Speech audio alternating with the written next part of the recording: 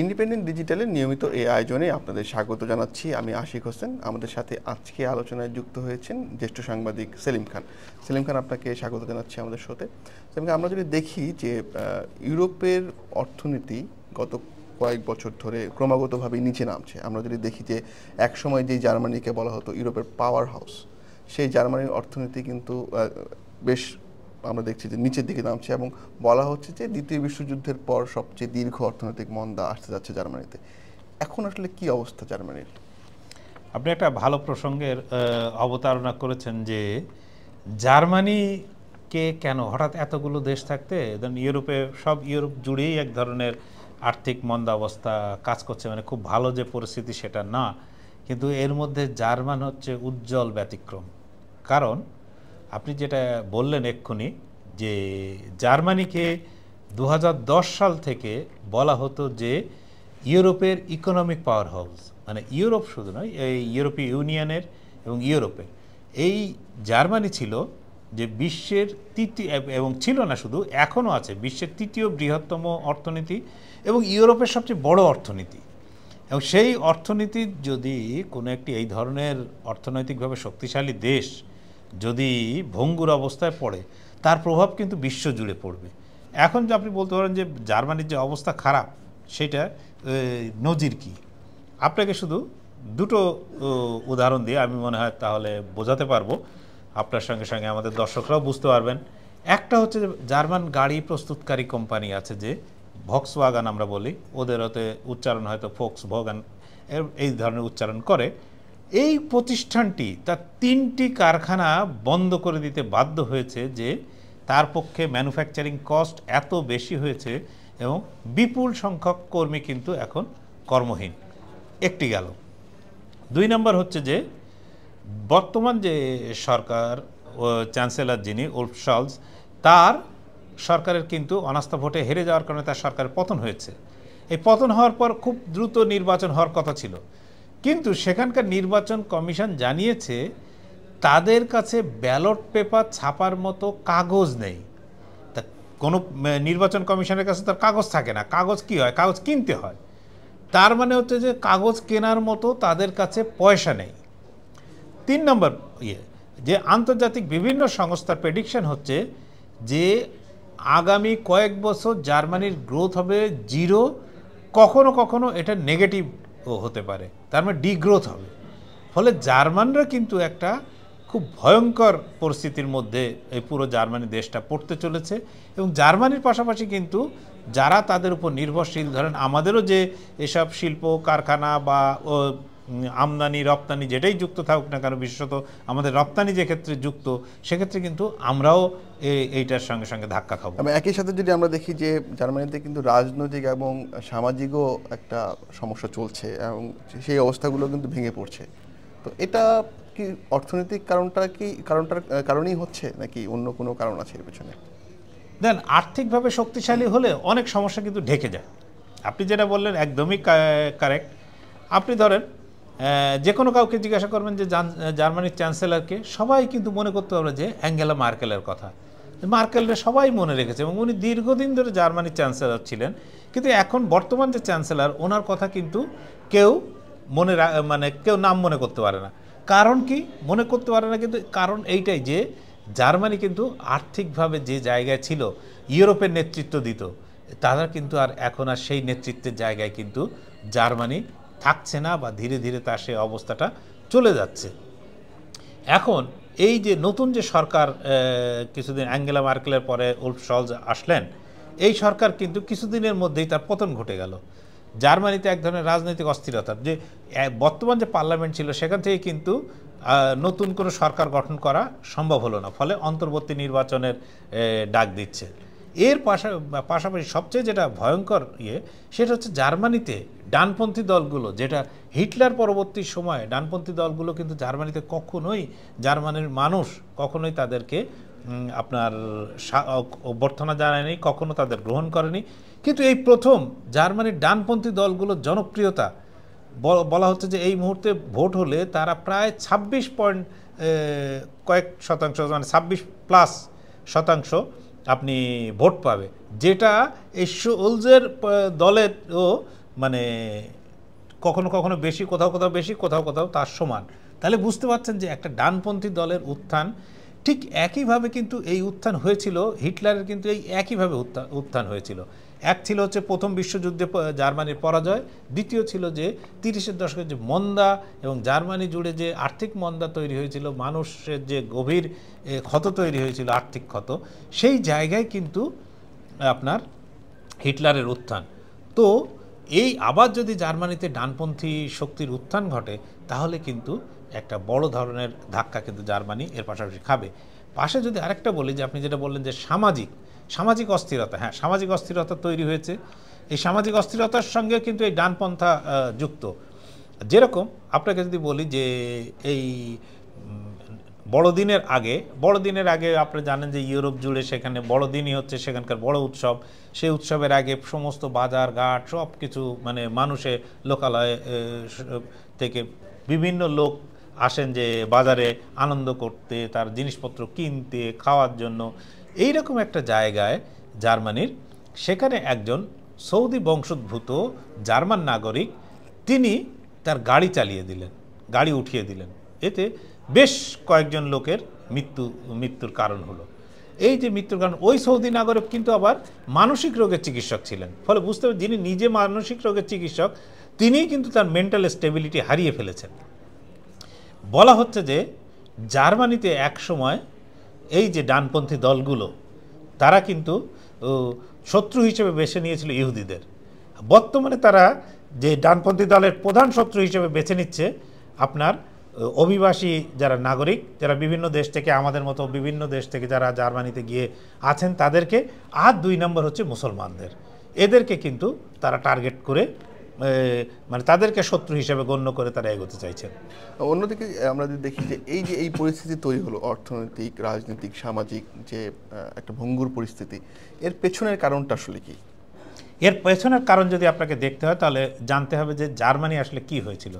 যদি আমি প্রথম বিশ্বযুদ্ধ, দ্বিতীয় বিশ্বযুদ্ধের কথা বাদ দিই, দ্বিতীয় বিশ্বযুদ্ধের পর থেকে যদি ধরি, দ্বিতীয় বিশ্বযুদ্ধের পর জার্মানিকে 2 ভাগ করে ফেলা হলো। জার্মানিকে 2 ভাগ করে ফেলা হলে এক ভাগ গেল কমিউনিস্ট শিবিরে, এক দল থাকলো মার্কিন শিবিরে।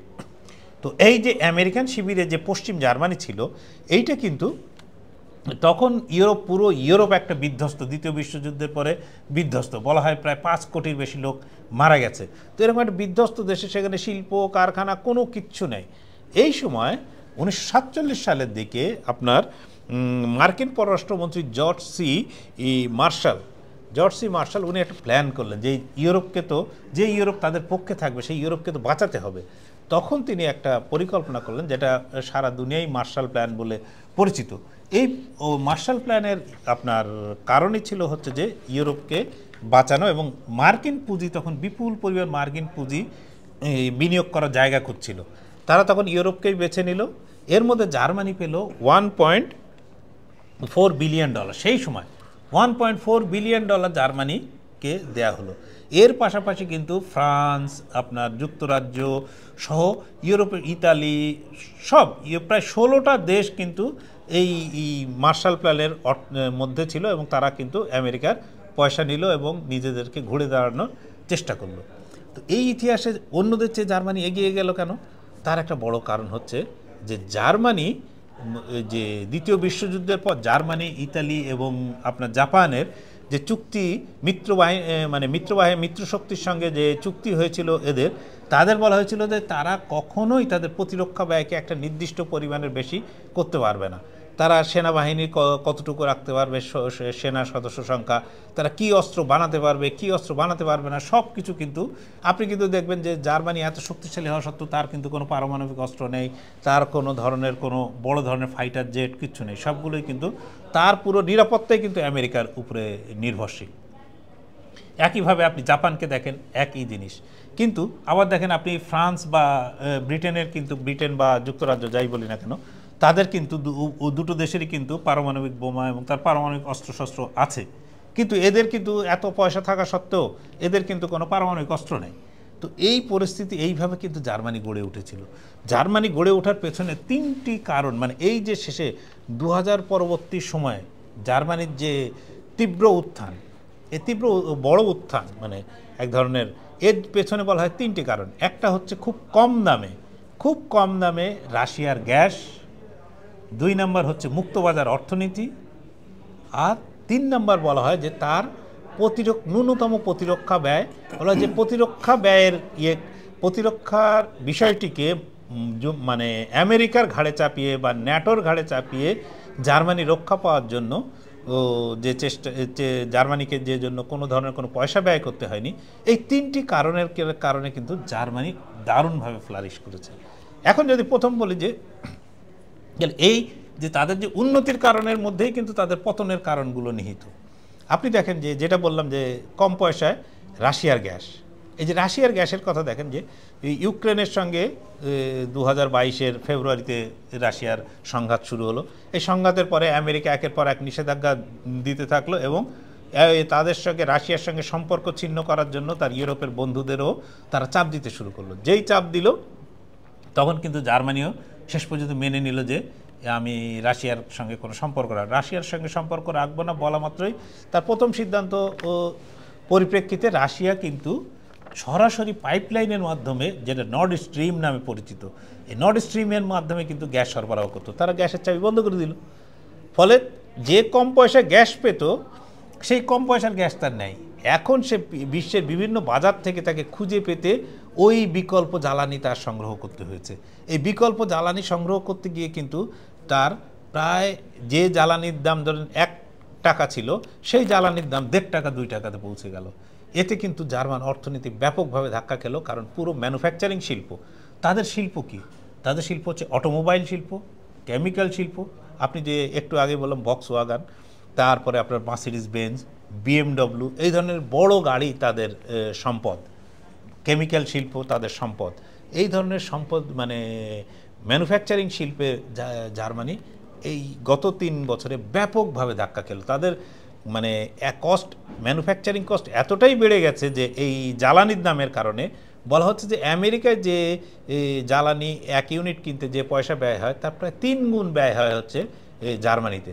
তো এখানে কেউ কলকারখানা করবে না, কারণ ওই দামে তাই সে যে দামে প্রোডাকশন দেবে সেই দামে পোষাবে না।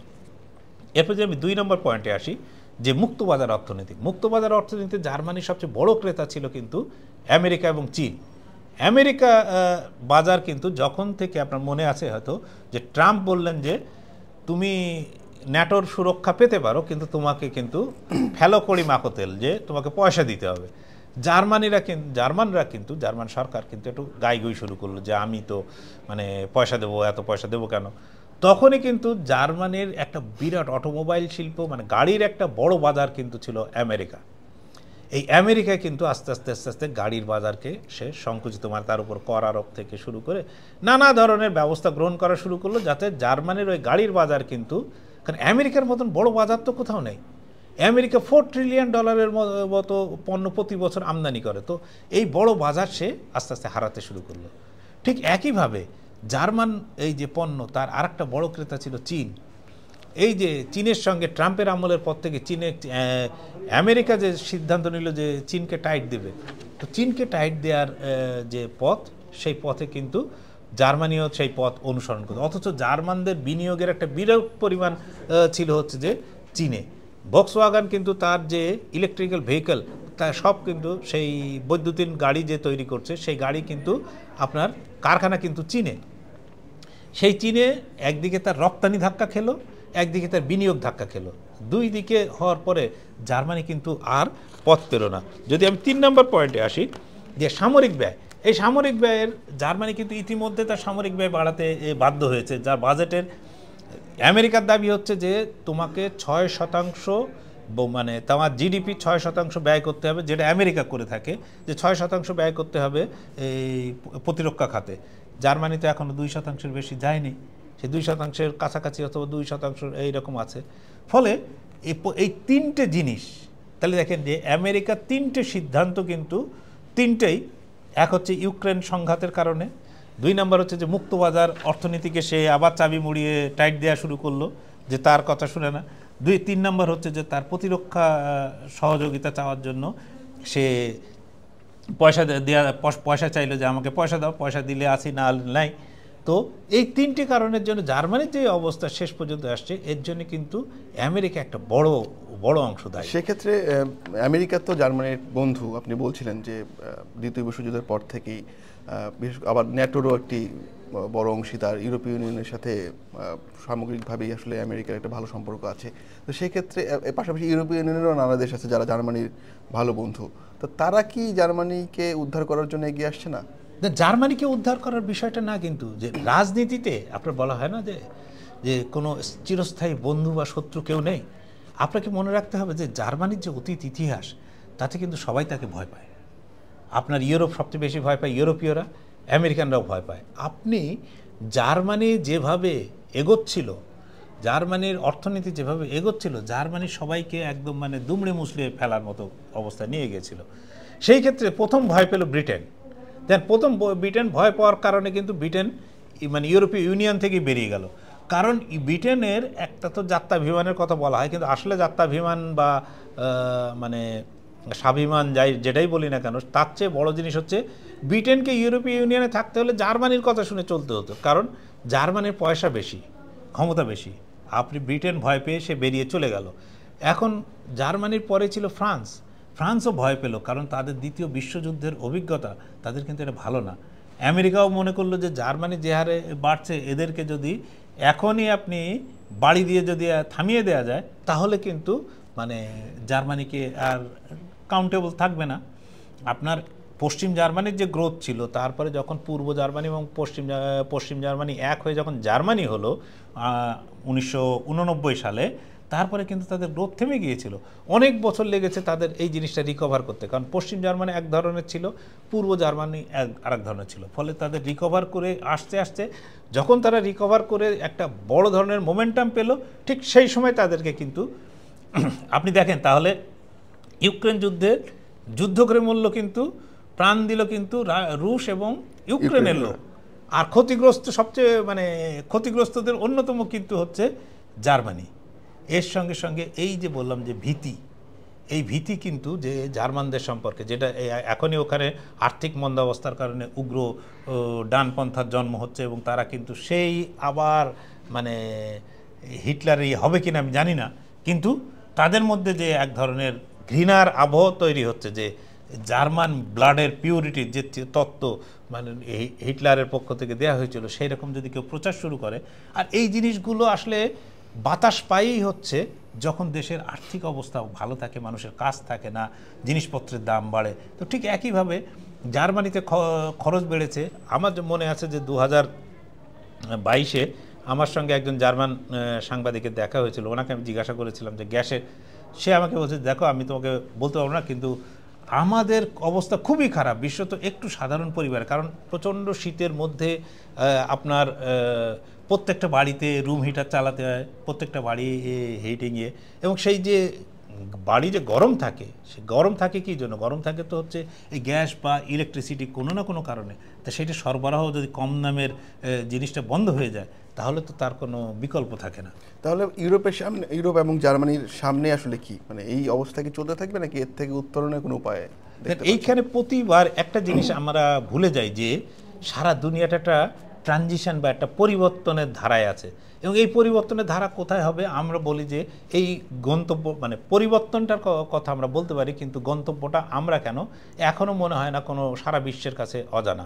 এখন নানাভাবে বলা হচ্ছে যে ইউরোপ একটা মানে জায়গায় পৌঁছাতে যে কোনো জিনিসের একটা মানে টপ লেভেলে পৌঁছানো, তারপরে কিন্তু তার ডিক্লাইন স্টেজে সে চলে যায়। ঠিক আছে, একদম একটা স্টেজের পরে আর আপনার গ্রোথ হবে না, আর আপনি এগোতে পারবেন না। তো পুরো ইউরোপ জুড়ে একটা মানে তাদের কিন্তু ডিক্লাইন শুরু হয়ে গেছে। এখন বলা হচ্ছে যে এই একবিংশ শতাব্দী, এই শতাব্দী হচ্ছে শতাব্দী, এশিয়ার শতাব্দী। এই শতক হবে এশিয়ার শতক। এবং আপনি যদি দেখেন যে জাপান, কোরিয়া, এই দুটোকে বাদ দিয়েও যদি দেখেন, আপনি চীন, সে ভারত, আপনি ইভেন বাংলাদেশেও এগোচ্ছিল, এখনও নিশ্চয়ই বাংলাদেশে আরও সম্ভাবনা আছে। আপনি ভিয়েতনাম দেখেন, আপনি থাইল্যান্ড দেখেন, সিঙ্গাপুর দেখেন, আপনি যে কোনো ফরম্যাটে যে কোনো বিশ্বের যে কোনো মহাদেশের সঙ্গে তুলনা করলে এশিয়া অন্য যে কোনো দেশের তুলনায় এগিয়ে। তো এই যে ট্রানজিশন, এর মধ্যে আবার বড় বড় দেশগুলো যেগুলো জনসংখ্যা বেশি তারা ইতিমধ্যে কিন্তু ব্রিক তৈরি করে ফেলেছে এবং বলা হচ্ছে যে ব্রিক যে সংগঠন তৈরি হচ্ছে কি গতকাল না পরশু ব্রিকের স্থায়ী সদস্য হয়েছে ইন্দোনেশিয়া। টোটাল পপুলেশন ওয়ার্ল্ড পপুলেশনের এখন যে ব্রিকের যে সদস্য বা তাদের সহযোগী সদস্য যারা হচ্ছে তার টোটাল পপুলেশনের প্রায় 45 to 47% এই ব্রিকের মধ্যে চলে আসছে। ফলে এদেরকে আর অস্বীকার করে মানে আমেরিকা বা ইউরোপীয়দের পক্ষে সম্ভব বলে মনে হয় না। এখন জার্মানির পক্ষে যদি তো মনে হয় কখনো যে আমেরিকার চেয়ে বন্ধুত্ব চেয়ে যা তার চীন তার জন্য ইম্পর্ট্যান্ট, তাহলে সেটা হতে পারে। যেরকম দেখেন যে আপনার ডোনাল্ড ট্রাম্প গ্রিনল্যান্ড নিয়ে হুমকি দিয়েছেন, কিন্তু ফ্রান্স কিন্তু মুখ খুলেছে। সে বলেছে যে গ্রিনল্যান্ডের উপর কোনো ধরনের হামলা বা এইটা দখল করার কোনো প্রচেষ্টা ইউরোপ এর বিরুদ্ধে। ফলে এই ট্রানজিশনটা, এই যে আমরা বলছি যে রূপান্তরটা হতে চলছে, কিন্তু রূপান্তরের যে রূপান্তর কোন জায়গায় গিয়ে শেষ হবে এইটা কিন্তু আমরা কেউ জানি না। যে এর আগে যে রূপান্তরটা হয়েছে সেটা কিন্তু দ্বিতীয় বিশ্বযুদ্ধে প্রায় 5 কোটির বেশি লোকের মাধ্যমে গিয়ে শেষ হয়েছে, এবং এখন যে রূপান্তর হবে এই রূপান্তরের ফল কি এটা লোক নানা বলেন তৃতীয় বিশ্বযুদ্ধ। হ্যাঁ, তৃতীয় বিশ্বযুদ্ধ হলে এখন সারা দুনিয়ায় অনেক দেশ পরমাণু অস্ত্রের অধিকারী। এখন এই কথা বারবার আমাদের মনে হয় যে যেটা আইনস্টাইন বলেছিলেন যে আমি তৃতীয় বিশ্বযুদ্ধে কি হবে আমি জানি না, তবে চতুর্থ বিশ্বযুদ্ধ মানুষকে ঢিল পাটকেল নিয়ে মানে ইট পাটকেল নিয়ে লড়াই করতে হবে এটুকু বলতে পারি। তো এই হচ্ছে বিশ্বের মানে বর্তমান বিশ্বের পরিস্থিতি।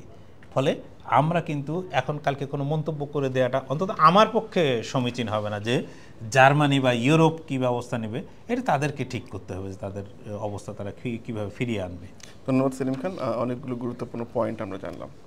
আজ এ পর্যন্তই, দেখা হবে পরবর্তী আয়োজনে। দেখতে থাকুন ইন্ডিপেন্ডেন্ট ডিজিটাল।